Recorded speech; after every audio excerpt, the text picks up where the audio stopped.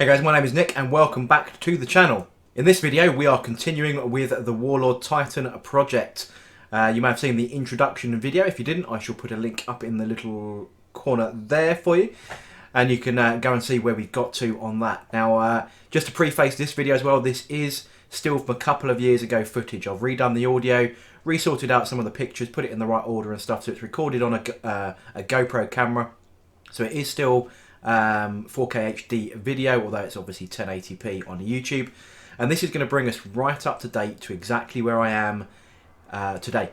So what that means, guys, is that the next video that you get from me on the Warlord Titan project will be all brand new content, as in new to me, because it'll be done and filmed as of, well, this weekend, hopefully, if not during the week. We'll start making some progress on basically stuff that I hadn't done before, if that makes any sense whatsoever. Anyway, enough with waffling, let's get straight into the video and see where we are at. First thing to do with any Forge World kit then is to clear up the mess. Now this is the resultant bag of every bit of off-cut, scraping, gate, injection mould left over from the entire Warlord Titan from Forge World, all put into a bag because I was just interested to see what it weighed. So what I did was stick it on the scales, and as you can see, that is 1.771 kilograms of off-cut waste resin. 1.7 kilos. That's pretty hefty amount of stuff. But I thought I'd show that anyway. I thought it was an interesting point to see what scrapings and rubbish you have to remove off of this kit in order to actually get to the good stuff. Now, with all Titans, for me, I always start with the legs. Getting the pose on the legs and the walking and the striding and everything else is pretty important because this is going to hold quite a high centre of gravity model up. So first thing to do, grab all the parts for all the legs, lay them all out in logical order so we know where we're going to go from it.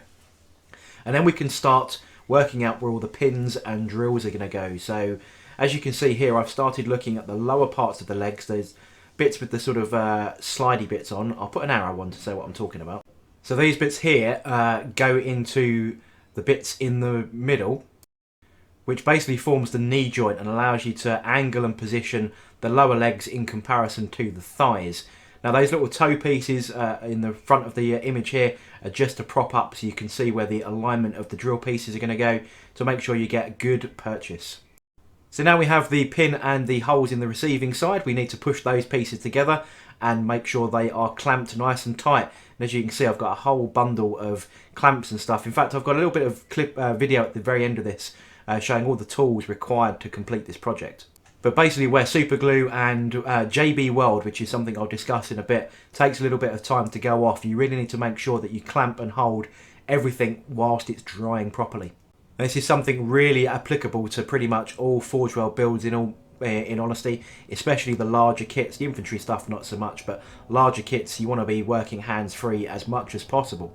So while those lower leg sections are going off, we can then work on the hip section and my infamous, I'm sure I've trademarked this, hip kebab, where we drill straight through from left to right all the connecting pieces that go between the upper legs where they join at the hip section. There's some rotational parts in the middle which are part of the pistons. Again, I'll put a quick arrow up. And on this Warlord Titan, you don't actually glue that together at this stage. You let it free spin in order so that when the legs are in their final position, you can freely rotate those and get all the pistons adjusted in the right spot. Now we'll get to that obviously when the rest of the build comes together. But for now, if you're building this along with this video, make sure you don't glue those sections I just arrowed. Now when it comes to cutting off the brass rod excess that you've got poking out of either end, not really a problem because you can just fill the little bits in with green stuff, or in fact I think in this case there's a couple of little bits of detail that glue over the end, so you'll never see where you cut those sections off. Now at this stage of the build, none of this is actually glued here, so those leg sections and hip joint will freely rotate around the axis of that pin, and we want to do that so that we can make sure we get the right angle of the legs when we come to positioning those.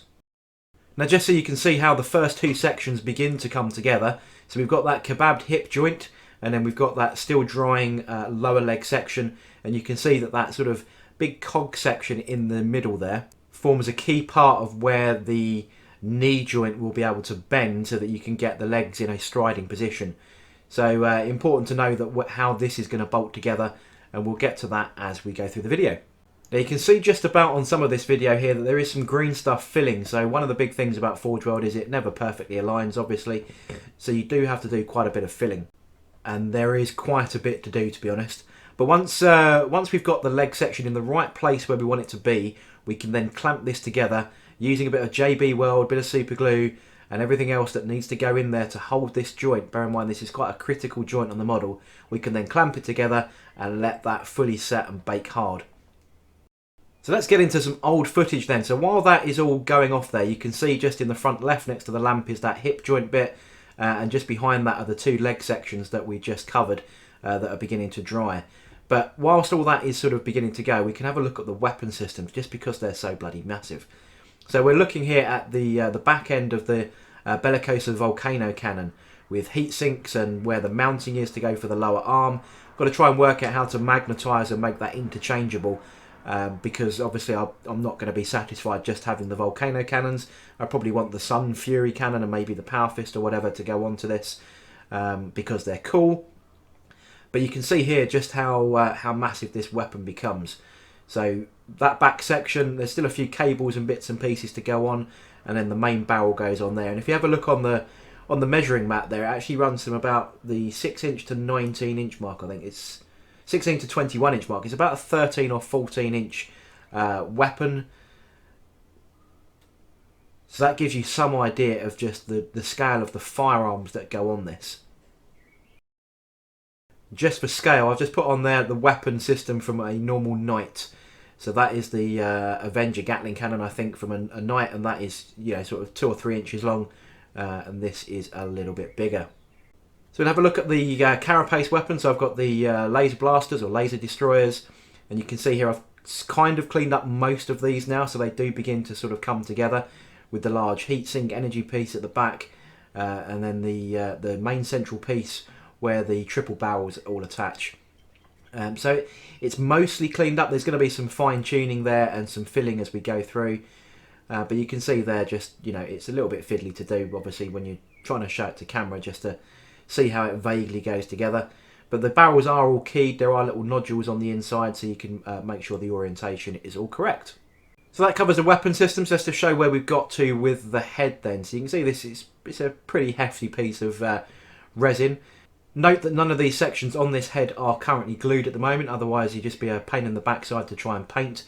And the top section there I won't be gluing on, I'll be magnetising that so that it can clip in and clip out, so you can actually see the interior detail on the head and look at the Princeps and Moderati driving this war machine.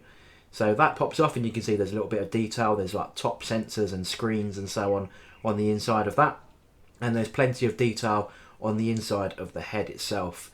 Yeah, you can just sort of, in fact I'll show it a bit closer to the camera. In fact, what I'll do is I'll put the Princeps inside and then show it a bit closer to the camera. That might make a bit more sense. And there you go. You can see quite a lot of detail going on in there. There's, you know, cables and screens and monitors and everything else that goes on in there. And the Moderati sort of sit right at the very front. But as I said, this isn't glued, so at the moment that all pops off the back, which is sort of the door hatch that goes into the upper torso. Then you've got sort of a couple of side panels, the lower deck, and then you've got these two front halves.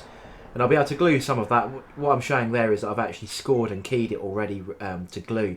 So actually this is pretty cleaned up and ready to go, and everything sort of just, you know, fits in ready to go. And I'll be able to glue sort of the two halves of those together and get some painting done on that before the full gluing and assembly is complete. So a couple more pictures then, guys, of the progress then on the torso. So while all those legs are beginning, you can see all those legs all clamped and everything going off in the left of that picture next to the glass of cola. The torso is being built, and now the torso is some massive pieces of resin. There's like not many pieces physically to make like the big box shape, but you can see there I had to go and buy some extra large clamps to hold this together. I actually purchased these clamps purely for this project, although they have come in useful since on other things, but just because the smaller clamps just weren't big enough to stretch the distance between the left and right halves of the kit. So the kit is held with some pins in there, super glue, and again JB Weld, which you can see in the bottom left hand side where all those tools are. And also of note there, you notice I've got the spirit level out now. We'll get to see why that is in a second. But this is just showing how much of a pain in the backside it is to put this thing together with all these clamps whilst you leave things to dry. And some things are taking sort of 24 hours to dry at this stage.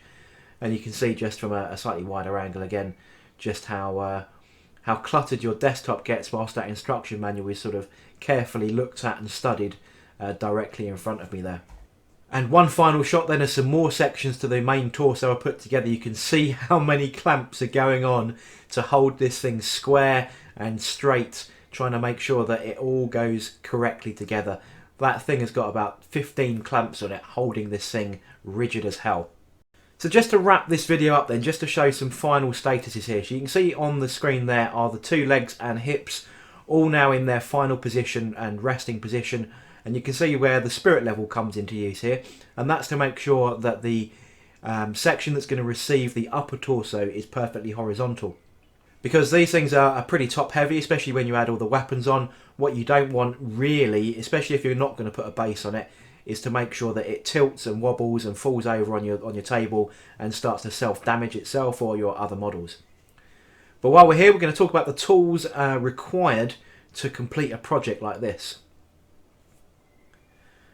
First thing that's always very useful, especially for smaller parts, is some blue tack. I've got tons of this stuff floating around that I acquire from work. You know, everyone's got a stationary cupboard that's full of blue tack, right? So that's really good for small parts and trying to position things without final gluing. Now for resin kits of this scale, I highly recommend this stuff called JB World. It's available on Amazon. It's about £5 or £6 for the 2 tubes, and you mix it together and it's a cold weld solution. And it's good for cars. It's used on car repairs. But for Titans like this, it is well recommended and highly renowned amongst the Titan owner communities to use it. It takes a bit of mixing. It doesn't smell particularly nice. So I do have that little mask there and some rubber gloves and everything when I'm using it. I don't think it's particularly nice to get on your skin. I think I ruined a pair of shorts with this actually. But I've also got some 2-part epoxy super glue as well, which is always useful for some of the smaller parts, especially if you're, if you're not happy with your quality of super glue. If you are using super glue, I do recommend the thick gel type. I quite often use the Gorilla Glue, available from sort of local DIY stores for sort of £4 or £5 a go. Standard clippers, I've had these ones from Maplin's. These are a cheap pair of clippers. You do tend to go through and blunt them quite easily. Standard X-Acto blade or scalpel blade, whichever you've got. You will burn through a few of those as well. They may snap on you, especially on some of the tougher cleaning parts. So I always have plenty of spare blades. I get a load of blades off of eBay very cheaply. I've also got a selection of brass rod, 3 and 5mm thickness. Again, I tend to get that from a steam engine shop actually on eBay, but you can search for any kind of brass rod. It comes in sort of 12-inch sections and you just hacksaw it to cut it to length. Plenty of files, plenty of green stuff to fill in the gaps, plenty of moulding tools and stuff like that to push that into all the gaps. We've also got this sort of thick brush here to sort of brush away any excess bits of filings and stuff when you're cleaning it up.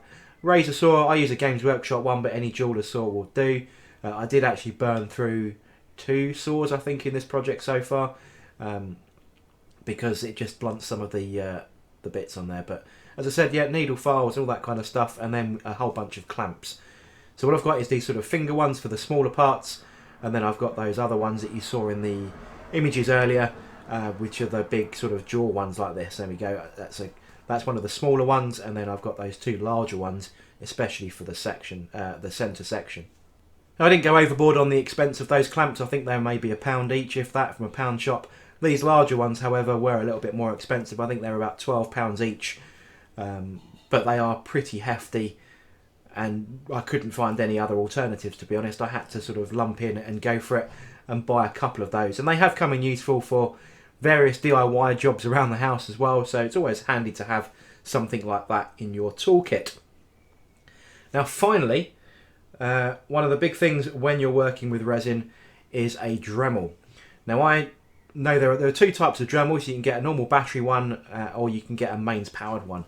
Now for me, when you're working with FORGEWORLD kits of this kind of size, a mains powered one with variable settings and variable torque is pretty useful. Some of those smaller handheld ones just don't have the power really or control, because you've got quite a hefty sort of piece with all the battery on it to try and drill where you need to drill it at. So I actually, you know, this one wasn't a very expensive one. It's a local brand from the from my local DIY store. You can get obviously more expensive ones, but this works perfectly, and I've had this must be at least 10 years, that particular Dremel now. And just a couple of little bits of safety stuff. When you're playing with resin, it does make the biggest mess in the world, so a mask of some kind, preferably a rebreathable one or a filtered one, and then some gloves, because you're messing around with some dirty chemicals really that you don't want to get onto, you know, your hands. Especially your clothes as well. Make sure you're wearing really old scabby clothes, because you get any of that JB Weld on you, it makes a mess and will ruin them. So there we go then, guys. I hope you enjoyed that video and you're following along. If you want to make sure that you're getting notifications of all my video uploads, don't forget to subscribe and obviously click the little bell button for notifications to all your mobile devices and your email and everything else, just to add a little bit more spam in your life. Hope you enjoyed it. If you did, don't forget to like, comment, and of course subscribe. And don't forget, I am doing a 500 subscriber giveaway. That's going on the channel right now. There's a link in the description below, and there'll be a card at the end of the video for you to click on. Give you a chance to win some channel artwork in the form of a mug, and even a £15 Games Workshop voucher. So be sure to go and check that out and see how you can enter and win some stuff. Thanks for watching, and I shall catch you guys on the next video.